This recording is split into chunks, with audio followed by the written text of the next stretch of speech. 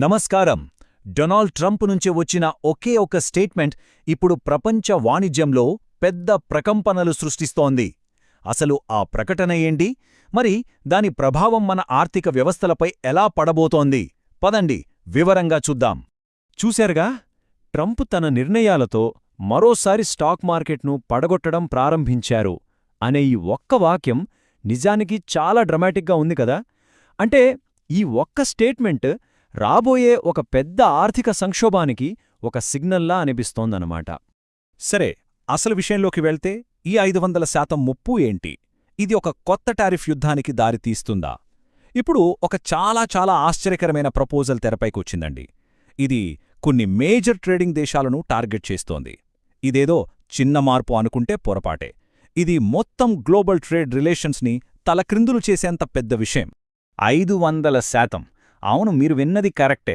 500%. ఇది ఏంటంటే రష్యా నుంచి ఎవరైతే ఆయిల్ కొంటున్నారో ఆ దేశాలపై వెయ్యబోయే టారిఫ్ అన్నమాట. ఈ నంబర్ పెట్టడానికి కారణం మాక్సిమం ఇంపాక్ట్ క్రియేట్ చేయటమే. అంటే ఇది కేవలం ఒక ట్యాక్స్ కాదు, దాని వెనుక ఒక బలమైన పొలిటికల్ ఎకనామిక్ మెసేజ్ ఉంది. మరి ఈ టారిఫ్ ఎవరిని టార్గెట్ చేస్తోంది? మెయిన్గా 3 దేశాలు: మన ఇండియా, చైనా, ఇంకా బ్రెజిల్. ఎందుకంటే ఈ దేశాలు రష్యా నుంచి పెద్ద మొత్తంలో ఆయిల్ కొంటున్నాయి. సో ఇప్పుడు వీళ్ళు ఈ కొత్త ట్రేడ్ వార్లో సెంటర్ పాయింట్ అయ్యారన్నమాట. అయితే ఈ టారిఫ్ గొడవ ఒక్కటే కాదు, దీని వెనుక ఒక పెద్ద ప్యాటర్న్ ఉంది. అదేంటంటే అమెరికా మెల్లమెల్లగా ప్రపంచ వ్యవహారాల నుంచి వెనక్కి తగ్గుతోంది. ఇది అమెరికా ఫారెన్ పాలసీలో వస్తున్న ఒక పెద్ద మార్పులో భాగం. చెప్పాలంటే ఇదొక పెద్ద స్ట్రాటజీలో ఫస్ట్ స్టెప్ మాత్రమే. 66 ఈ నంబర్ దేనికో తెలుసా? అమెరికా ఇప్పటిదాకా దాదాపు 66 అంతర్జాతీయ సంస్థల నుంచి బయటికొచ్చేసింది. వీటిలో చాలా వరకు యునైటెడ్ నేషన్స్కి సంబంధించినవే. అంటే చూడండి, ఈ ఒక్క నంబర్ చాలు గ్లోబల్ స్టేజ్ మీద అమెరికా రోల్ ఎంతలా మారిపోతోందో అర్థం చేసుకోవడానికి. అసలు ఇంత పెద్ద ఎత్తున ఈ ఇంటర్నేషనల్ ఆర్గనైజేషన్స్ నుంచి ఎందుకు బయటకొస్తున్నారు? కారణమేమై ఉంటుంది? సోర్స్ ప్రకారం వాళ్ల వాదనేంటంటే ఇవన్నీ పనికిరాని సంస్థలట.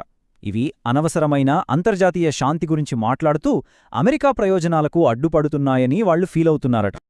అయితే ఈ కథలో ఇంకో ట్విస్ట్ ఉంది. అదే సుప్రీంకోర్టులో జరుగుతున్న పోరాటం. ఈ ఎగ్జిక్యూటివ్ పవర్ని ఛాలెంజ్ చేస్తూ ఒక పెద్ద లీగల్ బ్యాటిల్ నడుస్తోంది. దీనికి మొత్తం ఈ టారిఫ్ పాలసీనే మార్చేసే పవరుంది. ఇంట్రెస్టింగ్ విషయం ఏంటంటే ప్రెడిక్షన్ మార్కెట్స్ ఏం చెప్తున్నాయంటే ఈ టారిఫ్లు కోర్టులో నిలబడటం చాలా కష్టమట. సుప్రీంకోర్టు వీటికి వ్యతిరేకంగా తీర్పిచ్చే ఛాన్స్ ఏకంగా 77% ఉందని అంచనా వేస్తున్నారు. 77% అంటే ఆల్మోస్ట్ గెలుపు ఒకవైపే ఉన్నట్లెక్క. సరే, ఒకవేళ కోర్టు ఈ టారిఫ్లు చట్టవిరుద్ధము అని తీర్పు ఇచ్చింది అనుకుందాం. అప్పుడు ఏమవుతుంది? అప్పుడు అమెరికా గవర్నమెంట్ దాదాపు $133 బిలియన్, అంటే 133 బిలియన్ డాలర్లను తిరిగి కట్టాల్సి వస్తుంది. అది చాలా పెద్ద మొత్తం. ఎకానమీ మీద దాని ఇంపాక్ట్ మామూలుగా ఉండదు. ఓకే, కోర్టు తీర్పు అటూ ఇటూగా ఎలా ఉన్నా సరే, అసలు ఫ్యూచర్లో ట్రేడ్ మార్కెట్ పరిస్థితి ఏంటి? దీనిమీద వస్తున్న అంచనాలు చాలా ఇంట్రెస్టింగ్గా ఉన్నాయి. ఇక్కడ మనం గమనించాల్సిన ఒక ముఖ్యమైన విషయం ఏంటంటే సోర్స్ ప్రకారం కోర్టు తీర్పు వ్యతిరేకంగా వచ్చినా సరే ఏదో ఒక లూప్ హోల్ కనిపెట్టి కాంప్లికేటెడ్ ఫ్రేమ్వర్క్స్ క్రియేట్ చేసి ఈ టారిఫ్స్లను ఎలాగైనా కంటిన్యూ చేస్తారని చాలా ఖచ్చితంగా చెప్తున్నారు. అంటే దాని అర్థమేంటి? కోర్టు తీర్పుతో సంబంధం లేకుండా ఈ అస్థిరత, ఈ గందరగోళం మాత్రం కంటిన్యూ అవుతుందన్నమాట.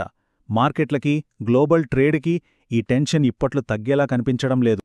మొత్తంగా చూస్తే ఈ ట్రేడ్ వార్ వల్ల లాంగ్ టర్మ్లో ఏం జరగబోతోంది? ఈ ప్రశ్న మన ముందు ఒక పెద్ద సవాల్ను ఉంచుతోంది.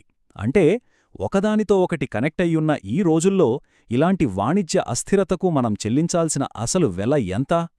ఇది కేవలం డబ్బుకు సంబంధించిన నష్టమేనా, లేక దేశాల మధ్య సంబంధాలను కూడా దెబ్బతీస్తుందా? దీని గురించి ఆలోచించాల్సిన అవసరం మనందరికీ ఉంది.